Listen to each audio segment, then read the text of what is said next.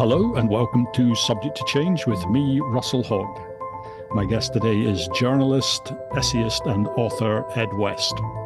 Ed has a great number of strings to his bow, including his extremely popular Substack, The Wrong Side of History, of which I am an absolutely huge fan. But the reason I invited him on the podcast today is that he has written some history books.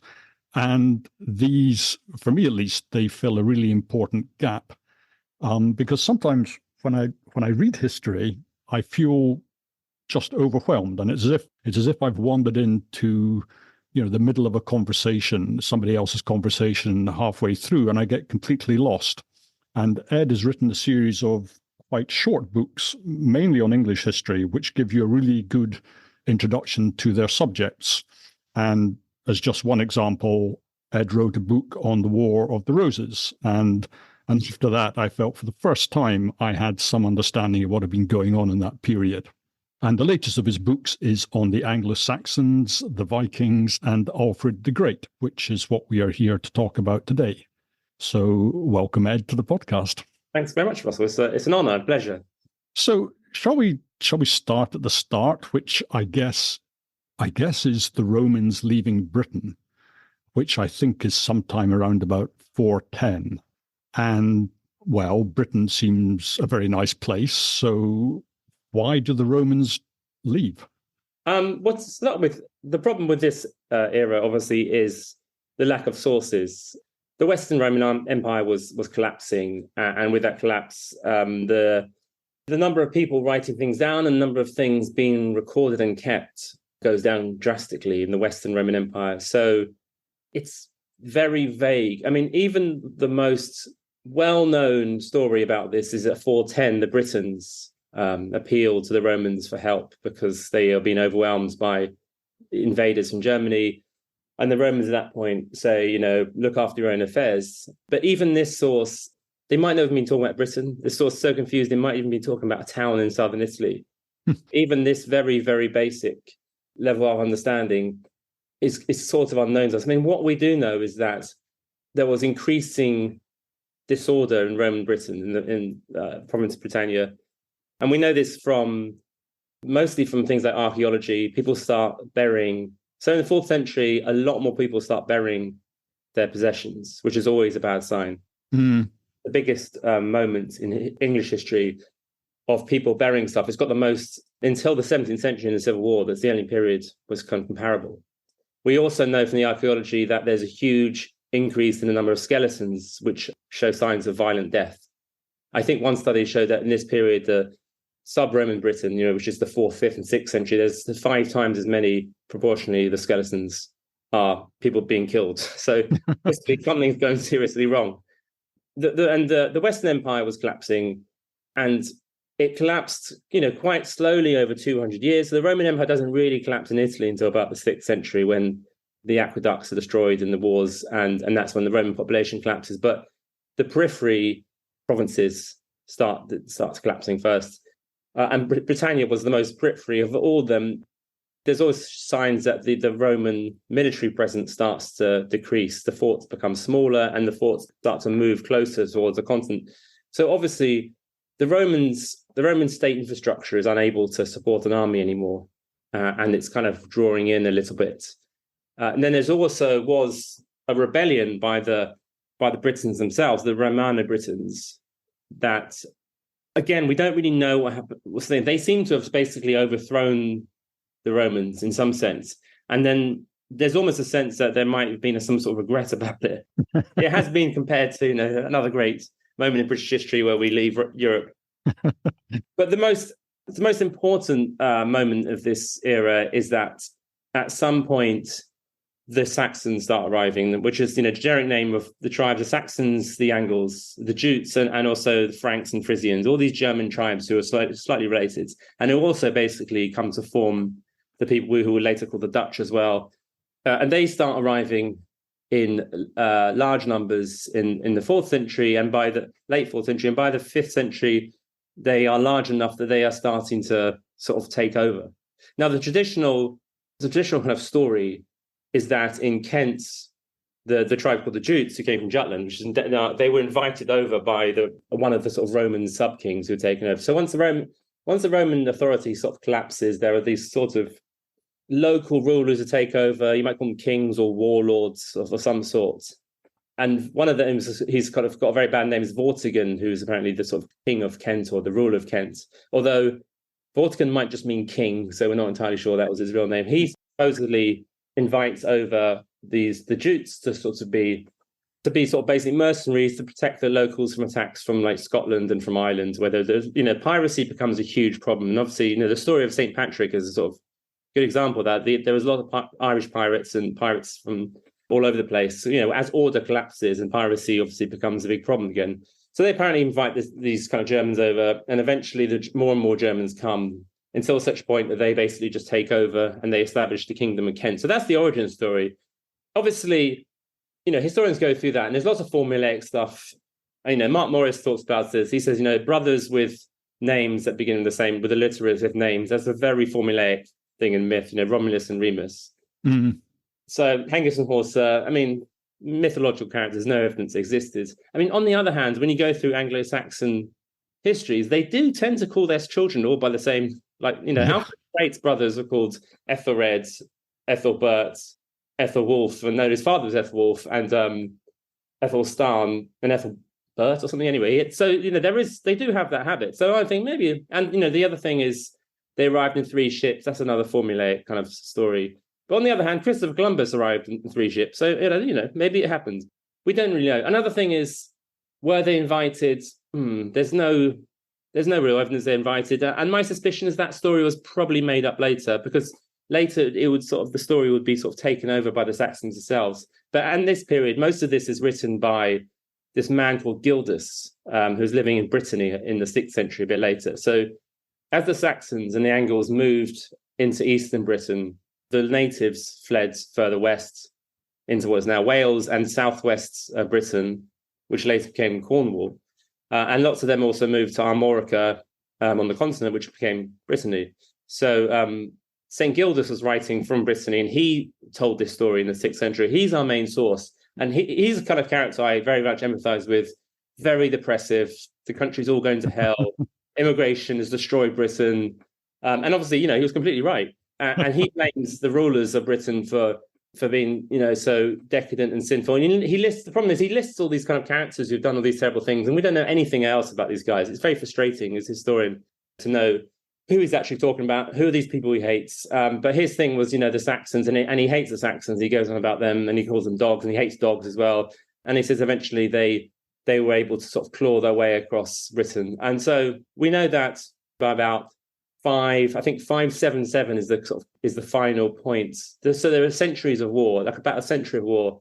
And at 577, the Anglo-Saxons had got to the Bristol Channel, and so the British population was cut in two, and that was basically the end for them. So England was, the English, what would become the English, were dominant then.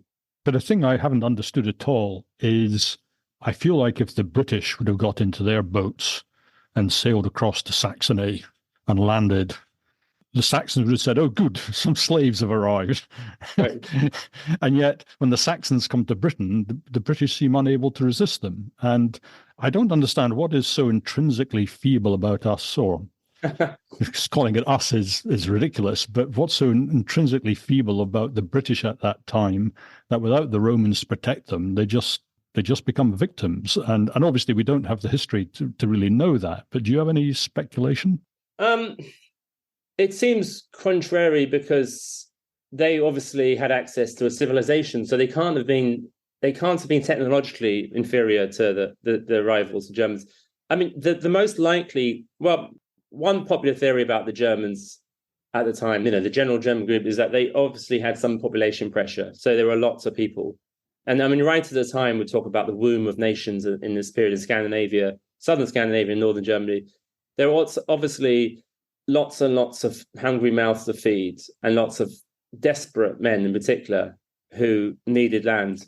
And Britain is, especially the sort of southeast part of the island, is very fertile. It's a very rich resource. And this is what the Vikings came later. This is why they were attracted to it. While I think at the time there was probably a lot of pressure from climate. There was sort of flooding in that part of the world. which is a very prone to flooding. So in one sense, they were probably there might have been sheer numbers of them. They were, warrior culture. There might also have been, this element of, I'm fascinated with the Ibn Khaldun's idea that civilization makes people less aggressive, and then they become vulnerable to other groups who are sort of more barbaric, basically, who are more violent, and then just sort of move in, which is a big feature. I suppose if you've got a professional army, by definition, everybody else who's not in the army isn't getting much practice in warfare. So the Romans have kind of taken away the war fighting abilities of the Britain, maybe. Yeah. So the most the population. I mean, obviously it's speculation, but most population probably would have been farmers or civilians of some sort. While if you have a warrior culture, the people who are fighting, a lot of young men would just be fighting all day long, and they would be, and quite a small number of people who are good at violence, but if they have swords, are going to be able to take over a much larger population. It's possible that the Romano-British population was also very divided at the time. Yes, I mean, if you've got a whole load of little kingdoms, each kingdom is incredibly weak, and then perhaps nobody helps, the kingdom that's being attacked. Right. So I mean, Gildas does say there was lots of division, and that's the thing. But on the other hand, these Germanic tribes were kind of tribal kingdoms themselves, so they weren't particularly united. They didn't unite until the time of Alfred. I mean, there is also further factor is that there may have been a disease element. I mean, this is reading Carl Harper's book about the fate of Rome. Right. I think you had Carl, didn't you? Yes, I had Carl Harper on the podcast. He was very good, very interesting. Yeah, I listened to that.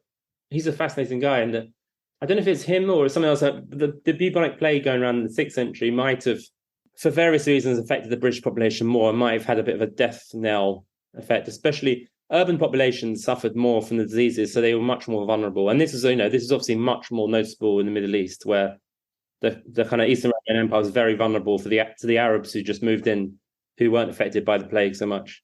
So I like the Victorian histories of this. I always find quite amusing because it's all about how the Saxons were more vigorous and manly, and basically the undercurrents, they were sort of racially superior because they were English compared to the Welsh, and they were sort of while the sort of Romans and the British were sort of made effeminate by plumbing and stuff like that. But I don't really know. All we can speculate is that, judging from the archaeology and probably the genetic studies, that it must have been a very quite violent and chaotic time, and probably a very unpleasant time to be alive. How would you feel then about this huge debate that goes on in history Twitter? I don't know if you follow it, as to whether or not you should call this the Dark Ages. And I kind of feel it's not a bad term for what was going on in Britain. I don't know what was going on in the rest of Europe, but certainly in Britain, the Dark Ages doesn't seem a bad term. It's much older. I think the controversy of the Dark Ages, I think it's the 90s.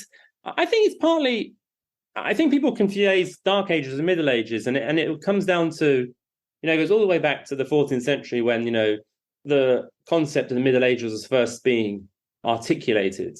And it's become more pronounced in the 18th century when there was this kind of, anti-Middle Age concept. The Middle Age was just a bit in between antiquity and the Renaissance. And it was kind of, sorts of superstition and church sorcery and kind of backwardsness. But, the Dark Ages specifically refers to the early medieval period and it's a completely, so when people say, oh, you're accusing, like, look at these amazing cathedrals, like, you can't say it's Dark Ages. Yeah, but that's the 12th century. Obviously, no one thinks that's Dark Ages. The Dark Ages specifically from the fall of Rome to, either Charlemagne is probably the thing. After Charlemagne on the continent, when he employed lots of monks, and the number of available documents from that period on massively increases, because the available documents from about 400 maybe in Britain, but a bit later on the continent to about 800 AD is absolutely unbelievably thin. The number of written words we have, you see the graphs, it just drops so sharply. Yeah,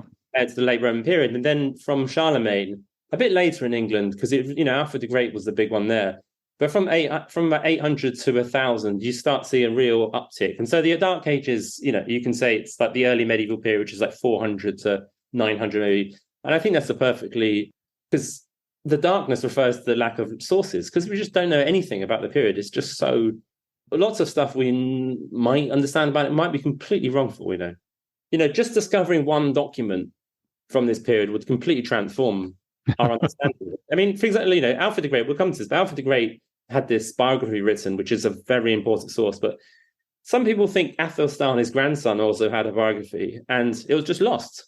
I mean, if that's ever found, and I don't think it ever will be, it would completely transform our understanding of English history in this period. Yeah. And Athelstan would be probably known as the Great as well. But it's literally a sort of period of darkness for most people. You say that, but we have, the highly reliable Gildas, who you mentioned, and he writes about Aurelius Ambrosianus, which I think is his name for King Arthur. So do you buy into the King Arthur story, or do you think it's all nonsense? No, I don't think there's anyone. Aurelius Ambrosianus, and sometimes even Artorius. The name Arthur is mentioned in the Welsh poems. I think it's 9th century. It's quite early, comparatively. I mean, yeah, that's 3 centuries later. But there's obviously a story of someone called Arthur, but he literally would have had no resemblance to anything. I mean, the Arthur story comes from the sort of glory days of 12th century French court poetry, which is when the great idea of chivalry came about. At that point, when the French-speaking aristocracy of France and England and much else of Europe, they saw the kind of rocky periphery of the British Isles as a kind of very romantic place, and so stories, anything goes. Yeah, like Cornwall, Wales, Lothian, Cumbria. Those are sort of magical places where it's all misty, and this is a great location for a thing. But the Arthur represents the ideals of a much later kingship. Although Tim Holland says that King Athelstan, who was king of England while the Arthur story was sort of germinating, and who also sort of claimed to be king of all of Britain, and basically became king of all Britain. He got very far into Scotland, Caledonia. He thinks he might have been basically the inspiration for King Arthur. But there's no likelihood that anyone vaguely resembling that really existed. There were stories of heroic British leaders who kind of pushed back the Saxons. So, this period for about 150 years when there were constant war, but, the general direction was that the Saxons were pushing the Britons west. Have you read Bernard Cornwell's Arthur books, the Warlord trilogy? No, I've read his Alfred books. Right. Well, I just strongly recommend his Arthur trilogy. It's absolutely terrific. He takes the myth and he tries to ground it in some sort of plausible history of the time. That does sound up my street. I think it's much better than his Alfred or Uther books. I mean, that's just my take. Okay, so we better move on. So you said, well, you kind of told me. So the Saxons get all the way to the Bristol Channel.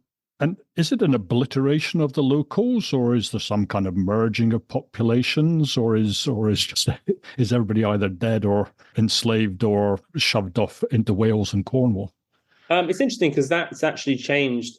I think the general consensus has changed since the first and second edition of my book. So I think I might have changed it. The Anglo-Saxon genocide theory about whether the Anglo-Saxons pushed the natives out or they were just a sort of elite band of mostly men who intermarried, and intermarry might be more romantic, and that, long courtship. yeah, lots of flowers and taking them out for dinner.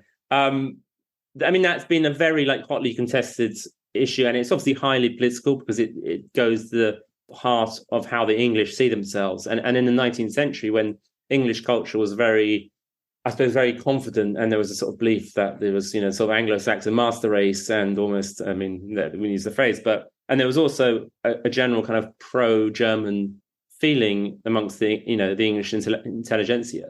There was a general belief that, yes, the Anglo-Saxons must have pushed them out because the English and Welsh are so different, and the English are much more like the Germans. And obviously, because of certain events, German nationalism became credited in the 20th century.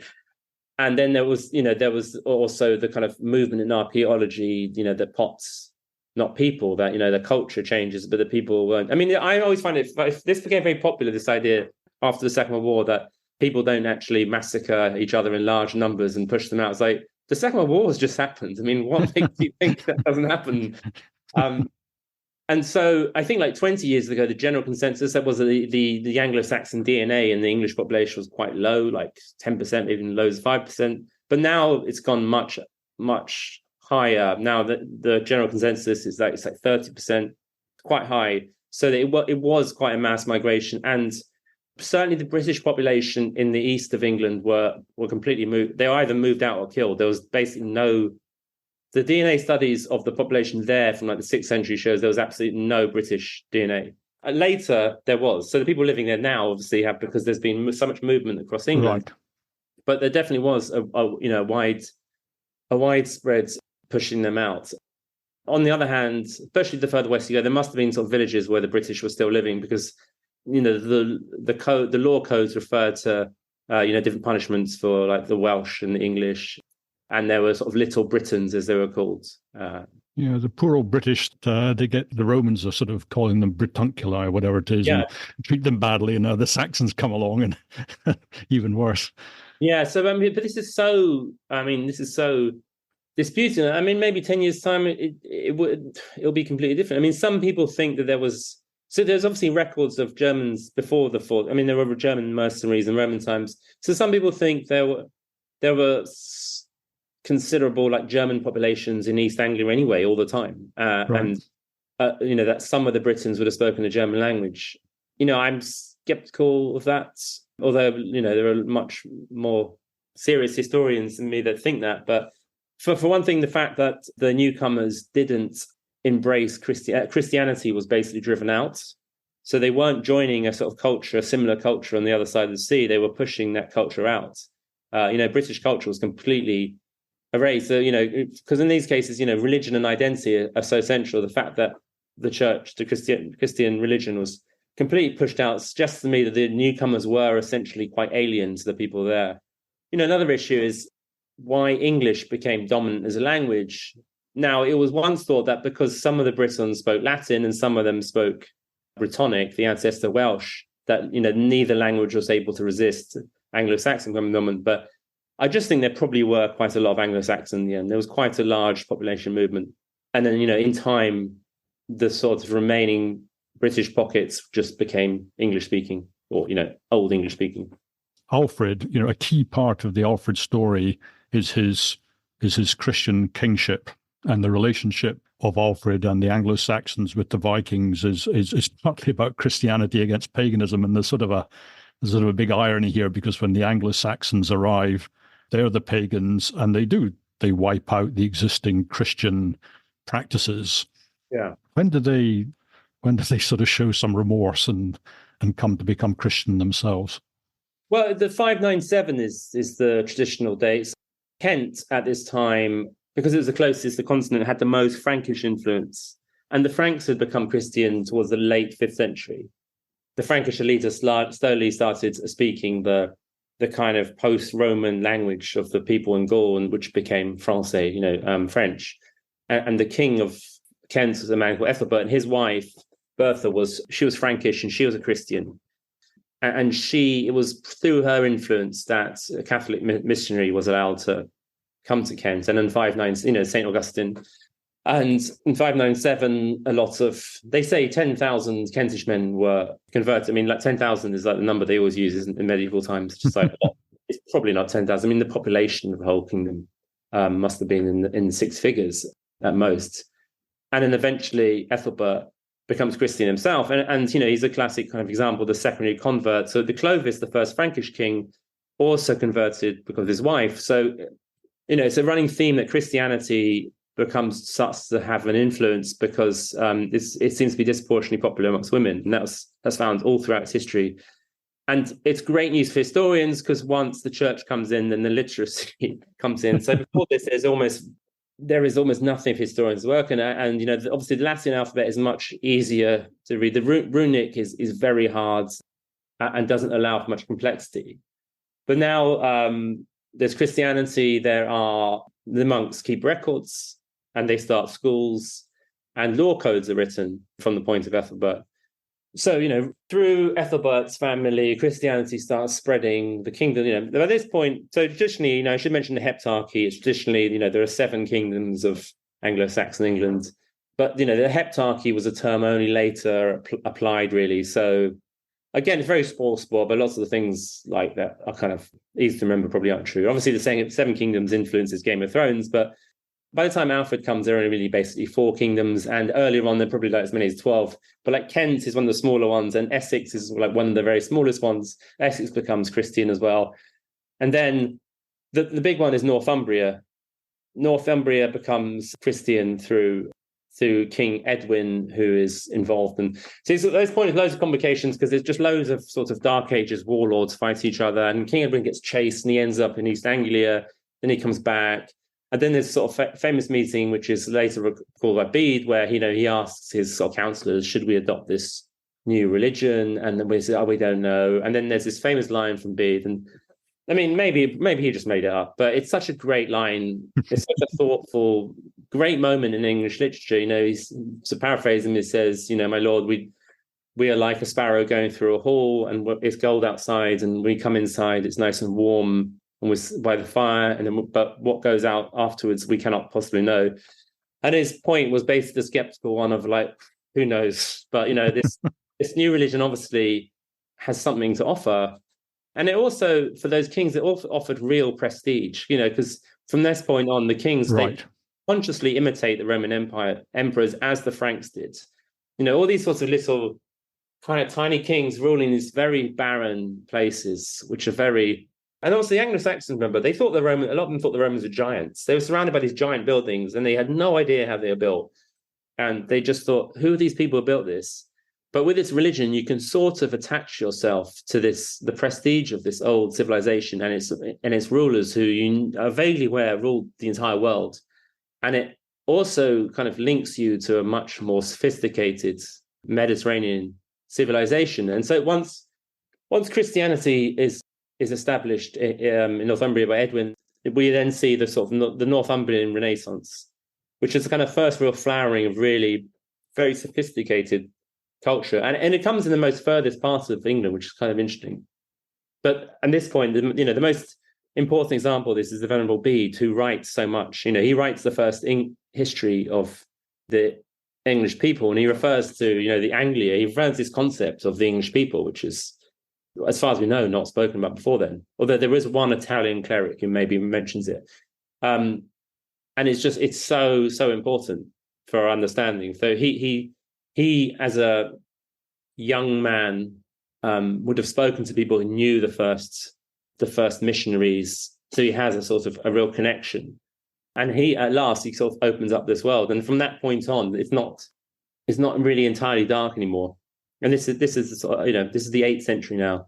I was interested in what you said about trying to borrow prestige, because you mentioned that I think it's Offa produces a gold coin. Yeah. And he copies what the Arabs put on their gold coins. Yes. Some sort of borrowed prestige. And I think that they managed to get they copy it all wrongly, and they've no idea that they're actually sort of presumably giving prestige to a completely different religion. But this is what a gold coin looks like. Yeah, I saw that coin in the British Library in the exhibition. It's very funny. Yeah, it just says this, there is no gods but Allah, and Muhammad is his prophet. And then just imagine these people in the West Midlands just like copying this. This says, what does that mean? I have no idea. Some big empire far away that must be good. So Bede he's a sort of product that the monasteries are what really spreads a sort of civilization at this point. And their letters, the Pope is in touch with them. It's very strange. You've got very low literacy. You've got very little being produced by way of text. But nonetheless, people are coming and going across the continent. I mean, Alfred himself, when he's a child, he visits Rome twice, when he's 4 and when he's 6. Yeah. I mean, people are moving around. It's kind of this two sides to it, where it's incredibly parochial and, not exactly Dark Ages, but Dark Age adjacent. And yet at the same time, there are literate people, crossing boundaries, over huge distances. Yes, and then once archbishops of Canterbury, in this point, when they go to being made by the Pope, they have to go to Rome, and there is one poor guy who turns up in Rome and sort of drops dead immediately. I mean, it was like incredibly dangerous journey, not just in terms of falling, to disease or whatever, but it was a very, very violent society at this point. Western Europe would have been very, very violent, even by later medieval standards. The funny story is, even in the early 8th century, Syria, there's local records that these sort of strange blonde people turn up with yellow hair, and they ask, who are these people? and they, say we're from the furthest shores of the ocean. We're Saxons, or maybe they say Angles, but they're from Britain. And once Christianity came along, it sort of opened up this world. So they want to make a pilgrimage. And the local officials in Syria say, yeah, sure. I mean, go on your way, whatever.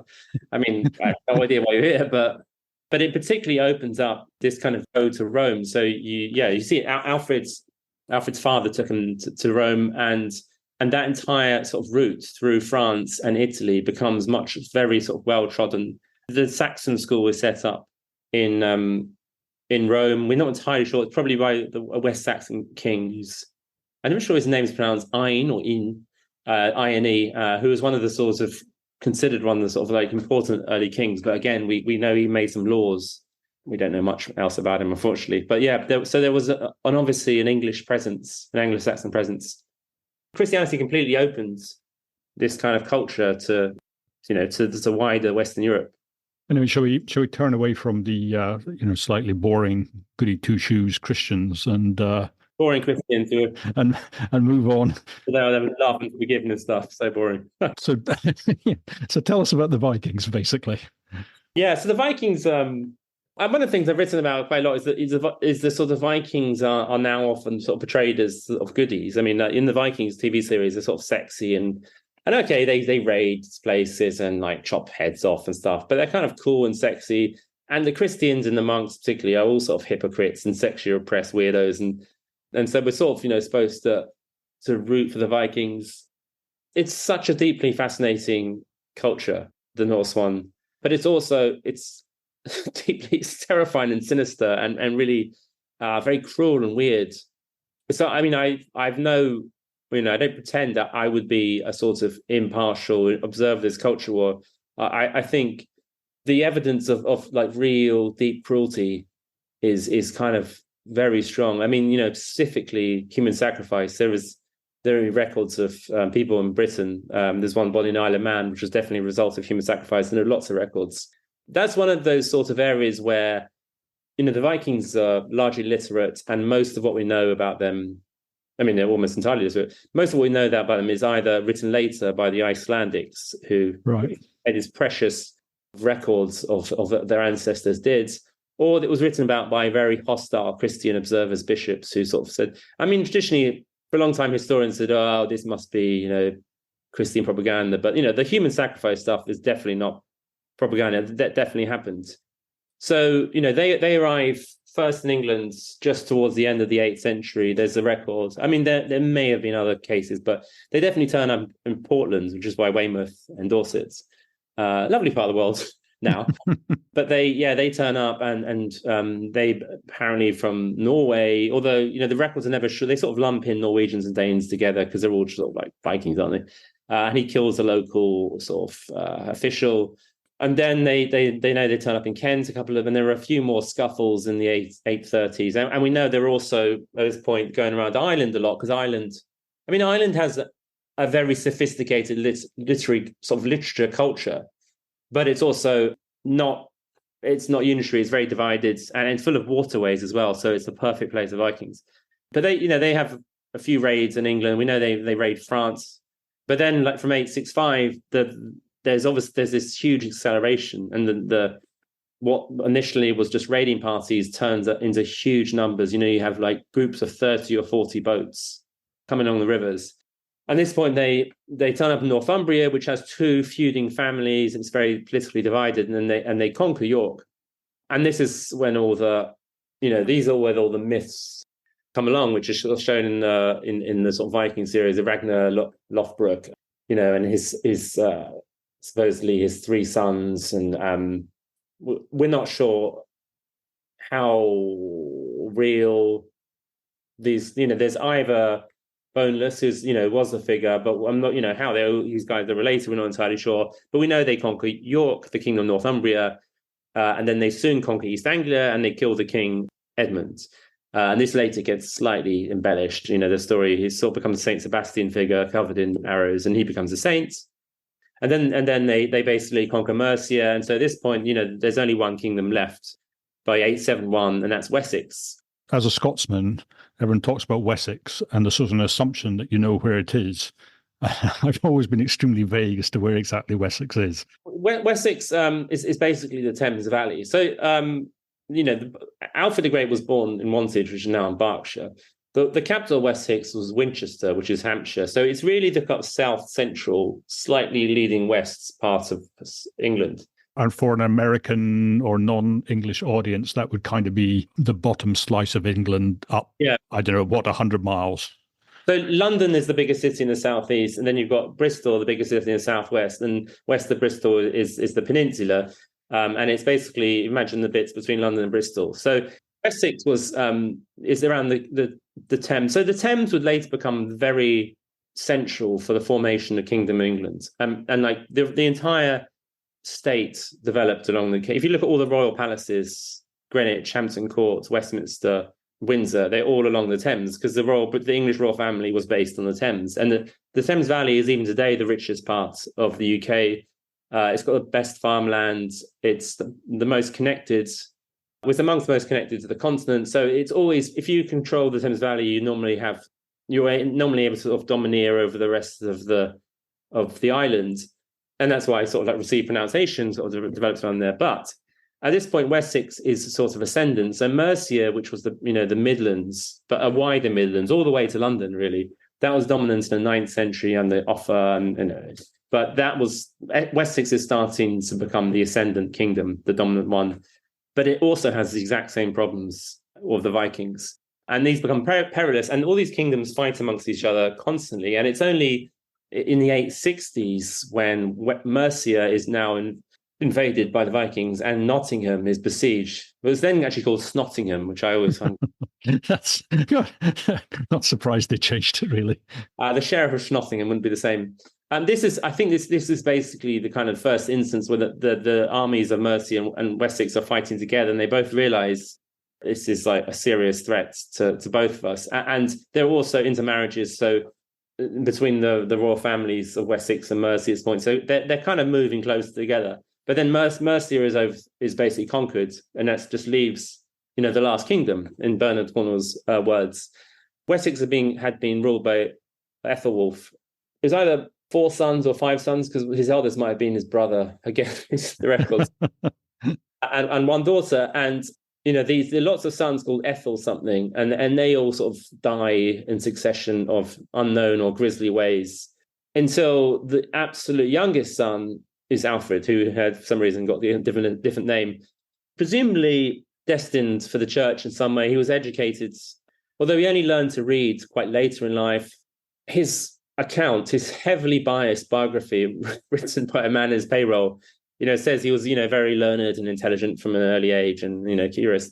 But he was kind of presented as kind of like slightly monkish and neurotic man. But in 871, his next youngest brother, Ethelred, dies, presumably after wounds fighting against the Vikings. And Alfred is, he's incredibly young. He's only 19 or something at this time. And all his brothers have died in a succession of ways.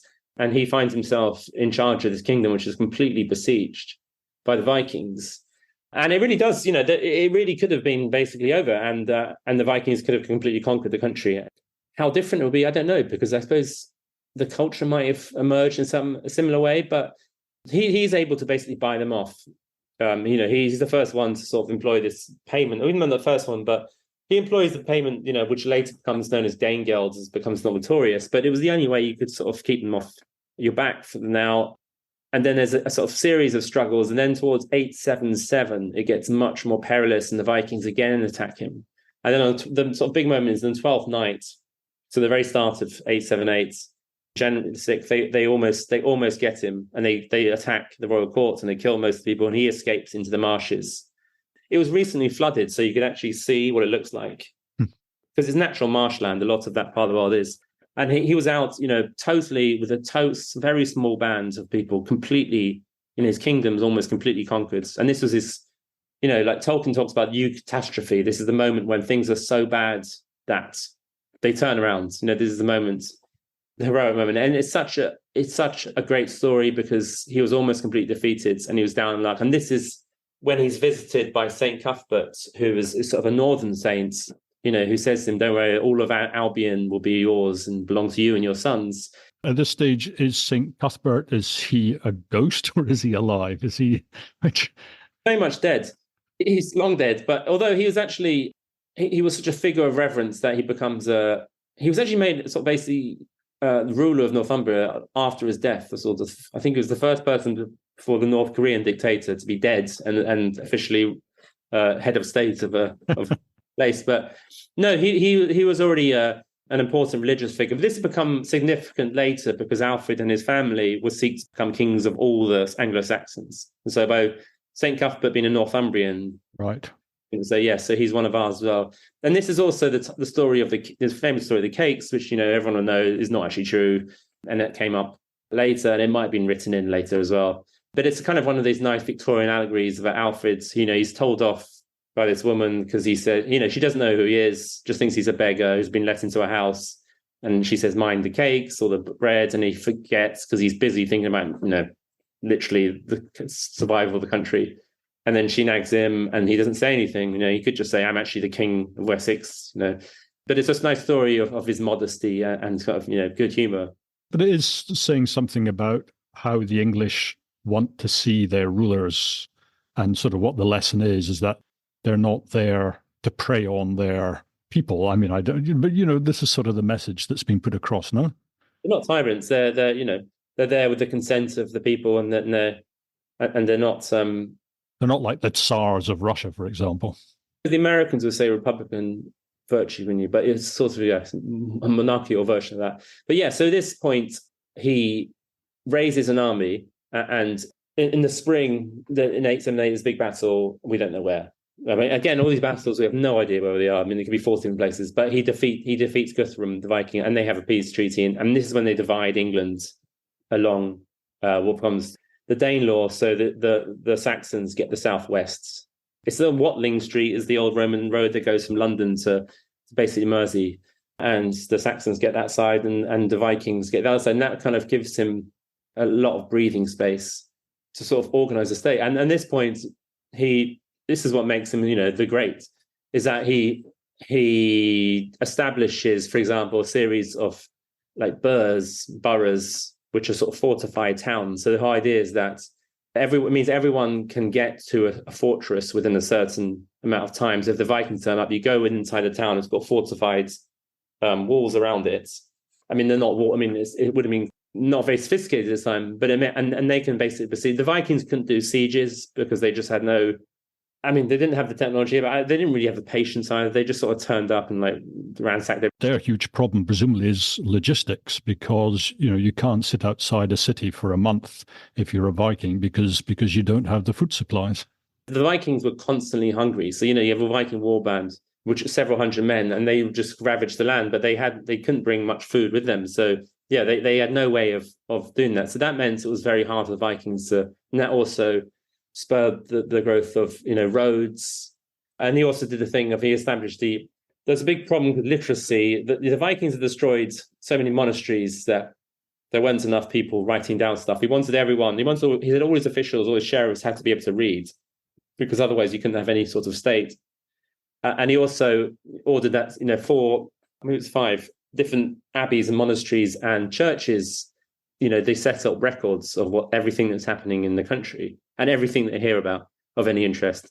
So this becomes the Anglo-Saxon Chronicle, which is again so importantly helpful for understanding. And so lots of our back record of history starts to become written down by these monks, because they would have heard this story. Oh, what happened to this king 80 years ago, and they just all write it down. You can say in England, at least, we move out of the Dark Ages because from that point on, we just know so much more. And then he also has further battles, and he conquers the site of what the old Roman site of Londinium, which would basically be London was founded by the Romans, but it was emptied afterwards. There wasn't really continuous settlement. The Saxons had formed a little town, but it would have been tiny, a few miles down, called Londonwick. So I don't know how well you know London, but where the theatre land is Aldwych. That just means the old town, and that's about 2 miles west of where the old city of London is. And that would have been a sort of Anglo-Saxon settlement. But he refounded the old Londinium, became Londonburg, which became London. And that would, because of the position, that would soon become by the biggest city in England. and eventually become the capital. So then after that, there are further attacks. So his enemy, Guthrum, he's played by Michael York in the film in the 60s. He's sort of big, blonde, slightly Germanic. I mean, obviously the Vikings, after the war must have been in their minds. He converts to Christianity because Alfred defeats him. Well, no, so the Vikings always converted to Christianity, then they just ignore it. And some of them would convert 6 times because it was part of the deal. Because the Christians thought if they convert, they'll abide by their oaths, but they never did. It is terribly interesting, the question of oaths, as a way Muslims take oaths terribly, terribly seriously. Christians take them terribly, terribly seriously, and in a way, law and order, really works best when people believe in oaths. And the Vikings seem to have had a sort of a different take. I mean, international law, I suppose in Europe kind of developed within the Christian framework because you were all subject to certain rules. But if you're not subject to certain rules, there is no law, because the Vikings didn't feel they didn't feel that they were at all obliged by these oaths, because to them, the Christian God didn't exist. It was just meaningless. But Guthrum seems to have become genuinely Christian. The Vikings even start having a bit of a cult towards St. Edmund, even though they killed him, which is kind of strange. And the Vikings who've settled in East Anglia, they settled very heavily. So, and we don't know the exact. Even DNA can't really help us, because the DNA of the two groups have been too close. It was more a religious war in many ways than any kind of. It wasn't really an ethnic war, but there are obviously very large settlements of Vikings in place, East Anglia and Yorkshire and Lincolnshire, which we know by all the names, because so many of them have that kind of B or Thorpe sound. And the Vikings a lot of them just start settling down and becoming Christian. Obviously, and that makes it, without pushing forward too much, that will make it a lot easier for Alfred's family to eventually conquer all of England, because once the population are Christian. This is obviously what we'd now call a cultural war, because it's going across all of Northern Europe. Christians and polytheists, the believers in the old gods are fighting, and the Christians are sort of winning bit by bit, because they just have so much better resources. Christian, you would say that they had God on their side, but they had the power of the entire kind of Western world, which at this point was still quite small. Considering even Spain was Islamic, the Western world was basically Italy, France, and a few other places. That was still a lot, and that was that involved being part of a literate, wider culture with a big trade route, and that would give you the advantage. So slowly they were pushing north, and there were Christian missionaries already going in Scandinavia, not with any success so far. But the old religion was basically losing. You might even say Alfred was on the right side of history. He's such an interesting figure because he suffered terribly through his health. We're not sure what he had. He had these kind of stomach condition. It might have been psychosomatic. We know on his wedding day he had this terrible pain in his stomach. He might have had Crohn's disease. Historical speculation about illnesses is so hard because, it's so hard. But he was in poor health, and he was just incredibly overworked as well. And he was doing all sorts of things.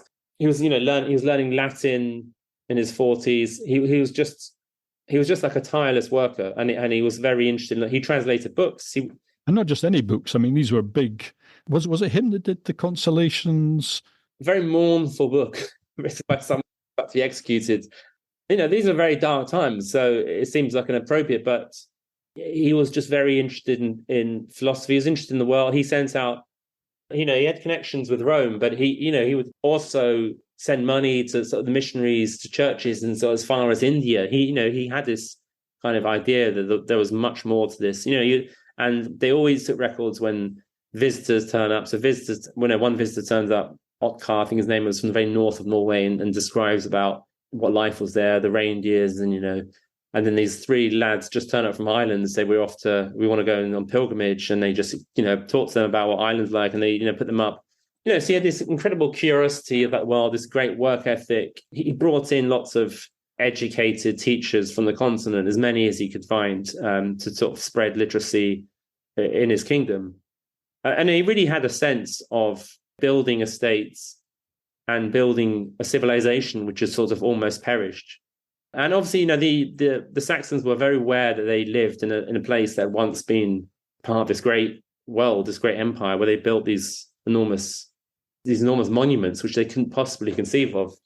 And he wanted, I guess, he wanted to return to civilization, to to make Rome great again. I find him, a very, very inspiring figure because, on top of that, there are examples. Again, the caveat is that this is written by Asa, who was this Welsh monk who wrote, who obviously wrote this incredibly pro-Alfred biography.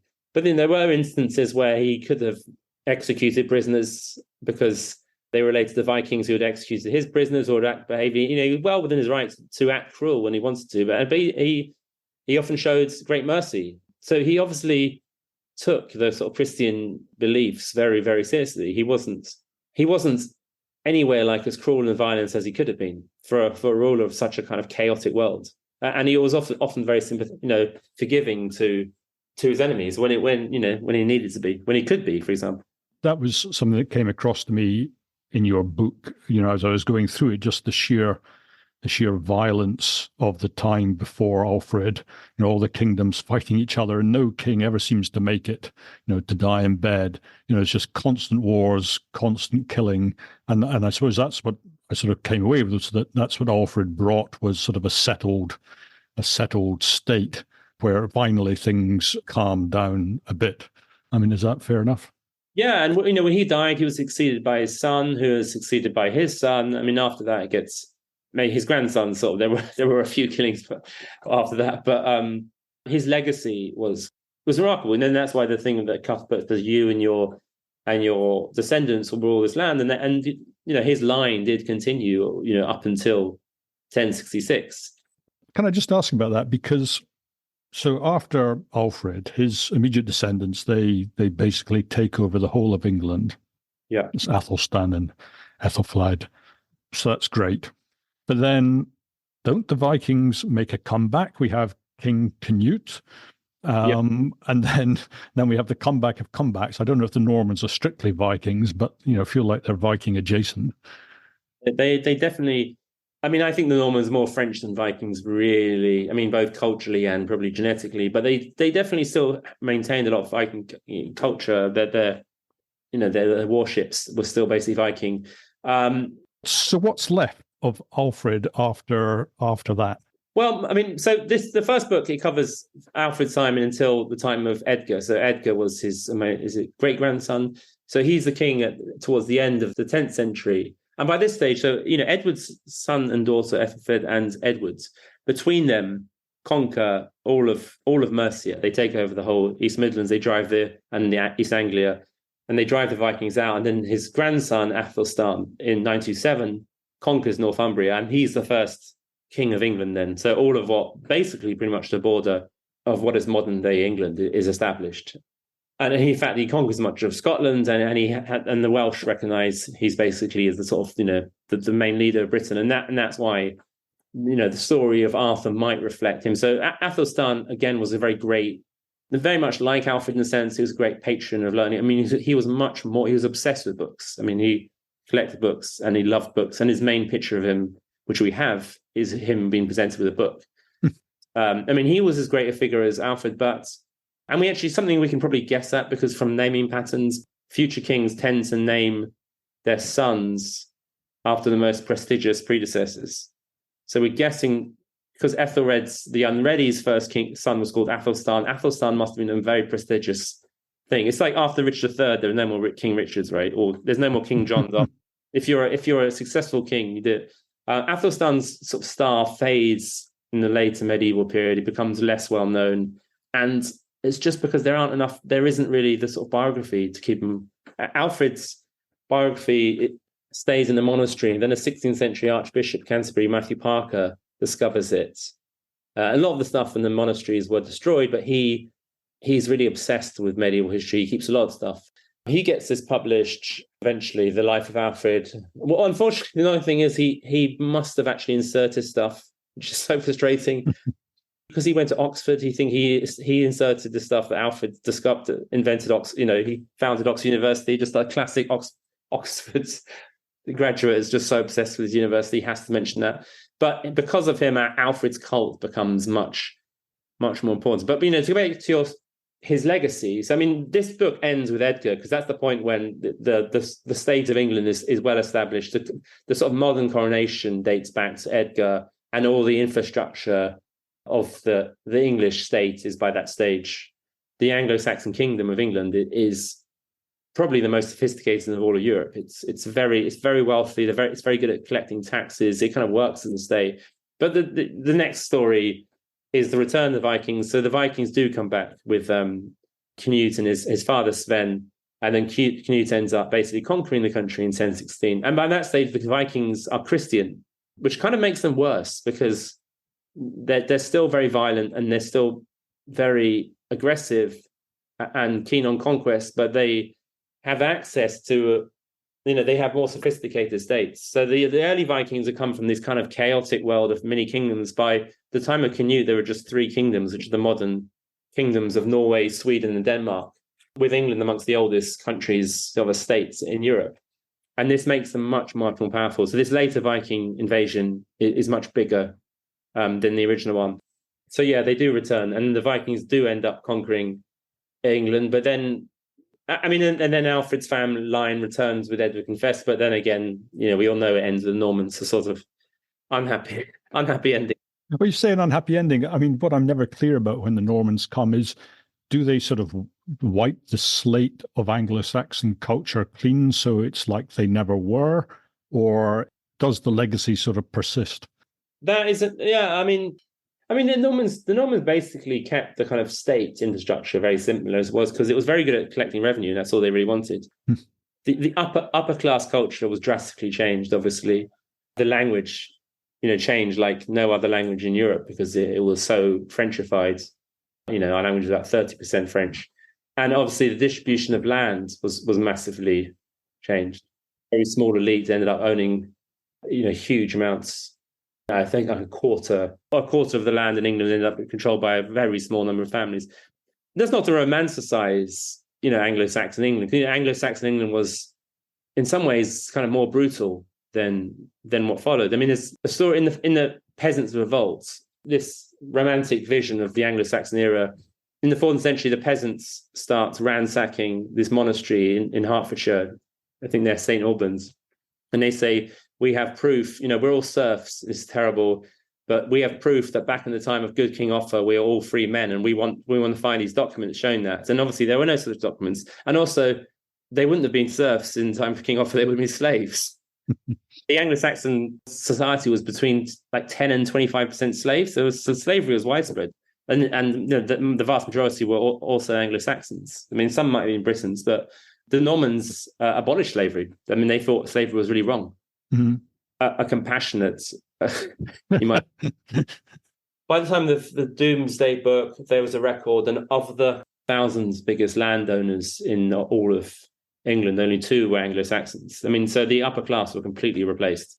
The nation as a whole probably weren't. They just would have eventually started speaking a more French version language. But then eventually, the Anglo-Norman rulers, obviously would start to speak English by about 1200. They were certainly speaking as much English as French by that stage. And then they started to eventually identify more with their Anglo-Saxon predecessors. I guess this becomes much more formalized by the time Edward I is making. He was the first post-conquest king to have an Anglo-Saxon name, because his father, Henry III, was very obsessed with Edward Confessor and rebuilt Westminster Abbey, which was Edward Confessor's, and wanted to give his son, an English name. And so by that stage, I think the sort of Anglo-Saxon legacy, but, lots of, most of the Anglo-Saxon names don't make a comeback. There aren't many Ethelwulfs, so I don't know. I've never met an Ethelwulf or Leofwine or something. I think in the second book, I make a list of all the Harold Godwinson's brothers. I forget what they're called. Gwyn, Leofwine, Wulfnot, and then, compare them with William the Conqueror's children's names, Robert, Richard, Henry. So, This is a huge problem I have reading history, is that when the names are unfamiliar, Anglo-Saxon history, I just get so confused, and I get the same when I'm trying to read Arabic or Chinese history, because I'm not familiar with the names. I just find it really hard to follow. As long as like the baddie has his name begins with different letters, the goodie I can like vaguely understand. Yeah, it's very, very confusing. I mean, and that's, I try to skim over, the Dark Ages, when they all sort of fight each other, and it's literally like 4 kings of East Anglia get killed in a row, and it's like they've all kind of got the same name. Yeah, it's it becomes a lot clearer from. Although it becomes even the opposite, the War of the Roses, which is the fifth book, like they've only all got three names, so that's the opposite problem because it just becomes kind of maddening to know who's who. Well, I mean, my only other observation was that maybe if the Vikings would have won, particularly if the Swedes would have won, maybe we would have had more sensible COVID regulations. So, I'm sort of there is a serious question about how much would Anglo-Saxon culture have remained Scandinavian dominated, because it was very heavily. You just got an Anglo. It was part of, under Canute's, England was part of an empire, which with Denmark and Norway, and it was very attached to that world. But then after 1066, it shifted to sort of French domination. I mean, I think most historians would say that's probably going to happen anyway, because France was just so culturally dominant by that stage for loads and loads of different reasons. It was bound to have some influence. I mean, even lots of the words. French words in the English language arrived before the Norman conquest. I mean, I think bacon is the one I can think of. That's a French word, but that had already brought over before 1066. Yeah, so we ended up becoming basically French. I mean, so Alfred's last surviving male descendant in the male line was Edgar Atheling, who was only 13 in 1066. He was a proclaimed king in London, but he was just a boy, and so he didn't have the strength. But I mean, he eventually rose in rebellion against William the Conqueror. But again, this is the strange thing with Normans. William just said, I think gave him like a £100 fine or something. So don't do that again. The Normans were very kind of moderate in many ways. They didn't execute the other noblemen like the Anglo-Saxons did. There wasn't lots of blinding and gouging and all this kind of stuff which went on. Yeah, he just said, yeah, fine, just don't do that again. And his line eventually died out.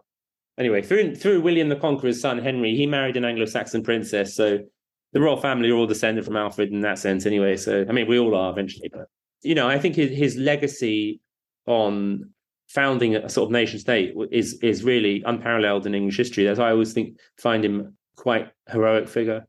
But I suppose I also can do that because of the kind of very, very thin amount of sources. He remains enough of a mystery to stay a hero. We don't know what his dark side, really. Okay. Well, I think that's it for Alfred today. Do you want to talk about, I mean, you have so many things going on. You've got the Canon Club, you've got your books, you've got mostly, the big thing is your Substack, I guess. Do you want to just mention a few of these? Really plug the Substack. That's my main bread and butter. I sort of post things about twice a week. People ask me what I write about. I suppose it's current affairs, but I always want to write about current affairs with a sort of historical angle, because that's always been my kind of passion. And I think that kind of gives modern events some focus and it makes them more interesting. I mean, on the books thing, I mean, this was... Just remind us what your Substack's called. Oh, Wrong Side of History. Yeah, I should mention that repeatedly, shouldn't I? From trying to... Yeah, Wrong Side of History Substack. Google that and you'll find that.